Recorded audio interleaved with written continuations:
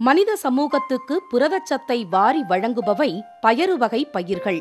உளுந்து, பாசிப்பயறு, தட்டைப்பயறு, துவரை, சோயாபீன்ஸ், அவரை, மொச்சை உள்ளிட்ட பயறு வகை பயிர்களின் புரதச்சத்து நெல், கோதுமை போன்ற தானிய பயிர்களின் புரதச்சத்தை விட சுமார் 3 மடங்கு அதிகமாகும். பயன்மிக்க பயறு வகை பயிர்கள் உற்பத்தியின் அளவில் உலகில் முதலிடம் வகிப்பது நமது நாடுதான். எனினும் உற்பத்தி திறனில் நமது நாடு பின்தங்கியே உள்ளது. தமிழ்நாட்டில் பயறு வகை பயிர்கள் சுமார் 5.3 லட்சம் ஹெக்டேர் பரப்பளவில் பயிரிடப்படுகின்றன. ஆண்டுதோறும் 1.8 லட்சம் டன் பயறு வகை பயிர்கள் தமிழ்நாட்டில் உற்பத்தி செய்யப்படுகின்றன. எனினும் தமிழகத்தின் சந்தை தேவையில் இது 1/3 பங்கு மட்டுமே. மீதி தேவைக்கு நாம் அண்டை மாநிலங்களையும் வெளிநாடுகளையும் தான் சார்ந்திருக்கிறோம். பயறு வகை பயிர்களில் அகில இந்திய சராசரி உற்பத்தி திறன் ஹெக்டருக்கு 623 கிலோவாக உள்ள நிலையில் தமிழ்நாட்டில் சராசரி உற்பத்தி திறன் 340 கிலோ மட்டுமே. இதற்கு மிக முக்கிய காரணம் உரிய பயிர் மேலாண்மை முறைகளை பின்பற்றாததுதான்.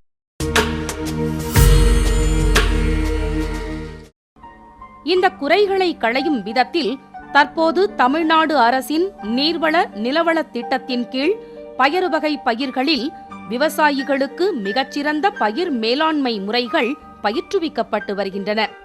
இதுபோன்ற பயிர் மேலாண்மை முறைகளை பின்பற்றும் விவசாயிகள் அனைவரும் இதுவரை நினைத்து பார்க்காத உயர் விளைச்சல் பெற்றுள்ளனர்.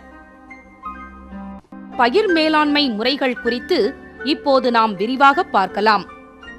பயறு வகை பயிர்களில் உயர் விளைச்சல் ரகங்களை தேர்வு செய்து விதைக்க வேண்டும். உளுந்து பயிரிட வம்பன் 3, வம்பன் 4 மற்றும் வம்பன் 5 ரகங்களை தேர்வு செய்யலாம்.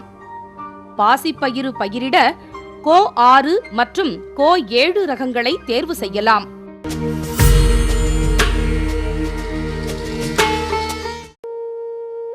பயறு வகைகளை இரவை விதைப்புகளின் போதும் நிலத்தை நன்கு உழுது மண்ணை விதைப்புக்கு ஏற்றதாக தயார்படுத்த வேண்டும். பாத்திகள் அமைத்து சிபாரிசு செய்யப்பட்ட பயிர் இடைவெளிக்கேற்ற சால்கள் அமைத்து பயிரிடுவது சிறந்தது.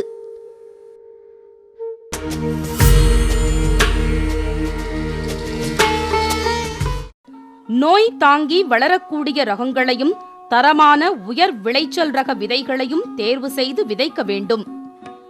தனி பயிருக்கு ஹெக்டருக்கு 20 கிலோ விதையும், ஊடு பயிருக்கு ஹெக்டருக்கு 10 கிலோ விதையும் தேவைப்படும்.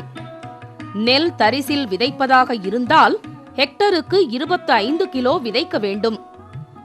விதைகளை சுமார் 2 மணி நேரம் தண்ணீரில் ஊற வைத்து பின்னர் விதைப்பதால் முளைப்புத் திறன் அதிகரிக்கிறது.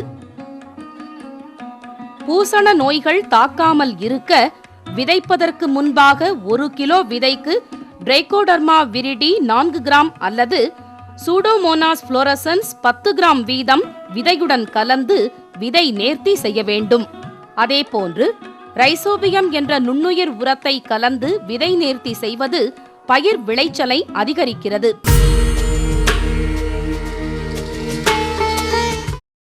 வம்பன் 4 ரக உளுந்து ஒரு ஏக்கருக்கு 8 கிலோ விதை எடுத்துக்கின்னு அதுக்கு 600 கிராம் ரைசோபியம் உயிர் உரத்தை ஆரிய அரிசி கஞ்சி கூட கலந்து நல்லா பிசைஞ்சு நல்ல தொழுவி 1/2 மணி நேரம் நிழலில் உலர வச்சு அதுக்கப்புறம் எடுத்து நம்ம விதைக்கணும். இதை போல் விதை நேர்த்தி செய்கிறதால இந்த செடிக்கு முளைப்புத்தன்மையும் கூடி வருது. வேர் முடிச்சு நிறைய உண்டாகி நல்ல பூமிக்கு நல்ல சத்து கிடைக்குது, நல்ல விளைச்சல் கிடைக்குது. ரைசோபியம் நுண்ணுயிர் கொண்டு விதை நேர்த்தி செய்வதால் பயறு வகை பயிர்களின் வேர்களில் வேர் முடிச்சுக்கள் நன்கு உருவாகின்றன. இதனால் பயிர் விளைச்சல் 20% வரை அதிகரிப்பதாக கணக்கிடப்பட்டுள்ளது. விதைக்கும் போது சிபாரிசு செய்யப்பட்ட பயிர் இடைவெளிக்கேற்ப சால்கள் அமைத்து விதைப்பது பயிர் எண்ணிக்கையை பராமரிக்க பெரிதும் உதவுகிறது. உளுந்து, பாசிப்பயறு போன்றவற்றுக்கு 30 சென்டிமீட்டருக்கு 10 சென்டிமீட்டர் இடைவெளி சிபாரிசு செய்யப்படுகிறது. இந்த பயிர் இடைவெளியை துல்லியமாக கடைபிடிக்க பல்வேறு முறைகள் கடைபிடிக்கப்படுகின்றன. வயலில் கயிறு பிடித்து விதைகளை சீரான இடைவெளியில் விதைக்கலாம். அல்லது விதைப்பு கருவியை பயன்படுத்தி கோடுகள் போட்டு விதைக்கலாம்.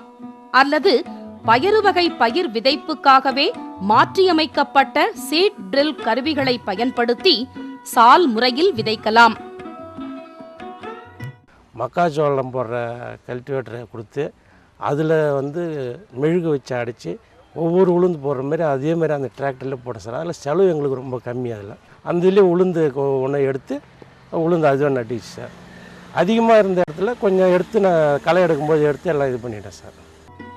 நெல் தரிசில் பயிரிடுவதாக இருந்தால் அறுவடைக்கு 5 முதல் 10 நாட்கள் இருக்கும்போது விதைகளை மண்ணில் தூவ வேண்டும். தூவும்போது ஈரப்பதம் சரியாக இருக்குமாறு பார்த்து கொள்ள வேண்டும். நெல் தரிசு முறை விதைப்பால் நிலத்தை உழுது தயாரிக்கும் செலவு மிச்சமாகிறது. மேலும் நெல் பயிருக்கு இடப்பட்ட உரங்களின் எஞ்சிய சத்துக்களும் பயறு வகை பயிர்களுக்கு பயனுள்ளதாக அமைகின்றன.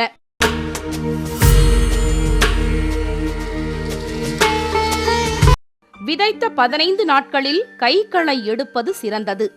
அதேபோன்று 30 நாட்களில் அடுத்த களை எடுப்பது பயிர்களின் நல்ல விளைச்சலை உறுதிப்படுத்தும்.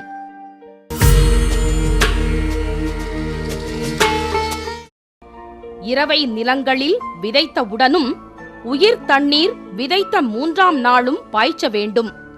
காலநிலை மற்றும் மண்ணின் தன்மைக்கேற்ப 10 முதல் 15 நாட்களுக்கு ஒரு முறை தண்ணீர் கட்ட வேண்டும்.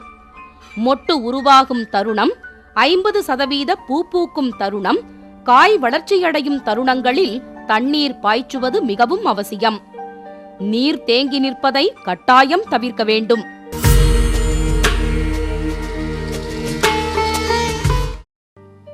பயறு வகை பயிர்களை விதைக்கும் முன்பாக போதிய அளவு பரிந்துரைக்கப்பட்ட தொழு உரமிட்டு நிலத்தை தயார்படுத்தலாம்.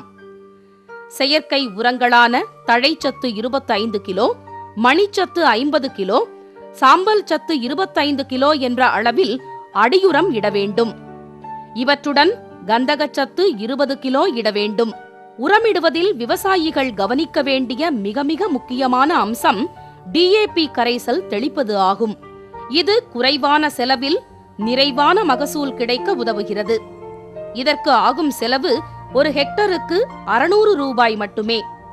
வரவோ 2000 ரூபாய்க்கும் அதிகமாகும். விதைத்த 25ஆம் நாள் மற்றும் 15 நாட்கள் கழித்து பூக்கும் தருணத்தில் 2 முறை 2% DAP கரைசலை தெளிக்க வேண்டும். அதாவது 1 லிட்டர் தண்ணீரில் 2 கிராம் DAP என்ற விகிதத்தில் கலந்து தெளிக்க வேண்டும். ஹெக்டருக்கு 500 லிட்டர் என்ற அளவில் DAP கரைசலை இலை வழி உரமாக இட வேண்டும். ஏக்கருக்கு தேவைப்பட்ட ஒரு 4 கிலோ DAP. இந்த 4 கிலோ DAP 10 லிட்டர் தண்ணியில் இப்போ நம்ம கொட்டுறோம்.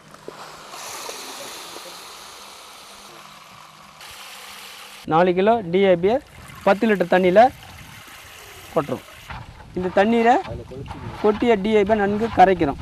கூடுமான ஒரு இரவு முழுக்க இருக்கணும். அது 2 முறை நம்ம கலக்கி விடலாம். ஒரு நாள் முழுவதும் ஊற வைத்த கரைசலில் அதை தெளிந்த நீரை எடுத்துக்கிறோம்.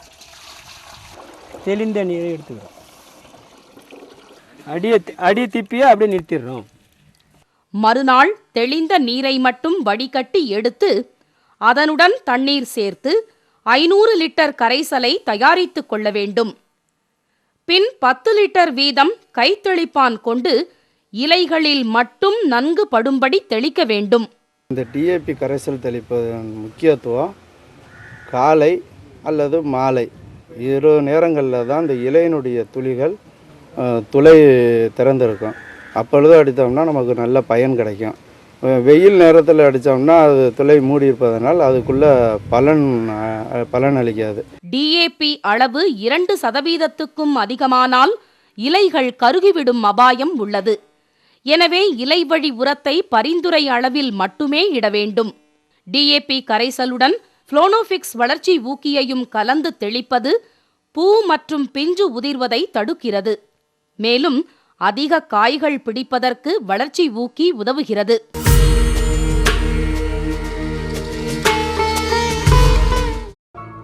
உளுந்து, பாசிப்பயிறு போன்ற பயிர்களை மிக அதிகமாக தாக்கக்கூடிய ஒரு அபாயகரமான நோய் மஞ்சள் தேமல் நோயாகும். நோயின் ஆரம்ப கட்டத்திலேயே நோய் தாக்கிய செடிகளை அகற்றிவிடுவது அவசியம்.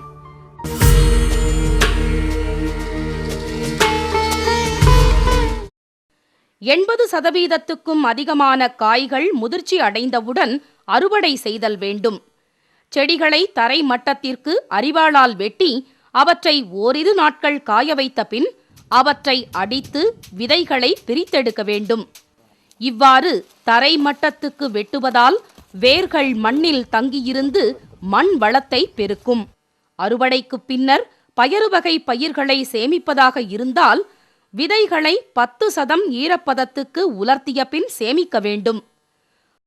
பயறு வகை பயிர்களை அறுவடைக்கு பின்னர் அப்படியே விற்பனை செய்வதை விட அவற்றை தரம் உயர்த்தி விற்பது விவசாயிகளுக்கு கூடுதல் லாபம் தரும். இதற்காக விதைகளை நன்கு புடைத்து சுத்தம் செய்து தரம் பிரிக்க வேண்டும். இதற்கான எந்திரங்களை பயன்படுத்திக் கொள்ளலாம். உயர் ரக விதைகளை 1/2 கிலோ மற்றும் 1 கிலோ அளவுகளில் அழகிய பாலித்தீன் பாக்கெட்டுகளில் அடைத்து சீல் இட்டு கடைகளுக்கு விற்பனை செய்யும் போது கிட்டத்தட்ட 1.5 மடங்கு கூடுதல் விலை கிடைப்பதாக அனுபவம் பெற்ற விவசாயிகள் தெரிவிக்கின்றனர். உளுந்தில் பாசிப்பயிரில் நிறைய எங்களுக்கு மகசூல் அடிச்சுது. அதையே எப்படி நாங்கள் லோக்கலில் விற்பனை செய்ய முடியல. குறைஞ்ச ரேட்டுக்கு தான் கொண்டு வந்து வாங்கிட்டு இருந்தாங்க. அப்புறம் இவங்க வேறு மூலிமா எங்களுக்கு விற்பனை இப்படி செஞ்சு கொடு செய்யணும்னு சொன்னாங்க. அதையே நாங்கள் விற்பனையை பேக்கெட் பண்ணி வெளி மார்க்கெட்டுக்கெல்லாம் சேலத்தில் கொடுத்துருந்தோம். இங்கே கிராமத்தில் விட எங்களுக்கு பேக்கிங்க்கு ஒரு 5 ரூபா எங்களுக்கு கூடுதலாக கிடைச்சிது. TNAU பயிர் வண்டர். பயிர் விவசாயிகளின் பாசத்துக்குரிய நண்பன் தான் பயிர் வண்டர். இது பயிர் வகைகளுக்கு தேவையான ஊட்டச்சத்துக்கள் மற்றும் வளர்ச்சி ஊக்கிகள் நிறைந்த பூஸ்டர் ஆகும். DAP 2% கரைசல் இலைவழி தெளித்தல் முறை தற்போது உழவர்களிடம் வழக்கில் இருக்கிறது. ஆனால் இன்றைக்கு DAP தட்டுப்பாடு அதிகரித்து வருகிறது. மேலும் 2% கரைசல் தயாரிப்பு முறையும் கடினமானது. உழவர் பெருமக்கள் எதிர்நோக்கியுள்ள இந்த இடர்பாடுகளை களையும் பொருட்டு உருவாக்கப்பட்டதுதான் தமிழ்நாடு TNAU பயிர் வண்டர். இதை இலைவழி தெளிப்பதால் பயிர் விளைச்சல் 20% வரை மகசூல் அதிகரிக்கும். மேலும் இது பயிர்களின் வறட்சியை தாங்கும் திறனை அதிகரிக்கிறது. இதை ஏக்கருக்கு 2 கிலோ வீதத்தில் 200 லிட்டர் தண்ணீரில் கலந்து பூக்கும் தருணத்தில் தெளிக்க வேண்டும். நெகமம் பக்கம் கத்திரிவாளையம் கிராமத்திலிருந்து வந்தோங்க. நீங்கள் கொண்டக்கடலைக்கு DAP அடிக்க வேண்டாம், பயிர் ஒன்றுங்கிற ஒரு நுண்ணூட்டச்சத்து இருக்குது, அதை அடிங்க. அவங்க இந்த மாதிரி பயிர் ஒன்றுங்கிறது இருக்குது, ஏக்கராவுக்கு 2 கிலோ இதை அடிச்சிங்கன்னா நல்லா இருக்குது, அது பூக்கிற தருணத்தில் அடிங்க அப்படிங்கிறத எங்களுக்கு தெளிவாக சொன்னாங்க. அந்த தருணத்தில் அடித்தா உங்களுக்கு மகசூலும் கூடுனாங்க. அதே மாதிரி ஒரு 15% மேலேயே கூடுதலாக கிடச்சிது.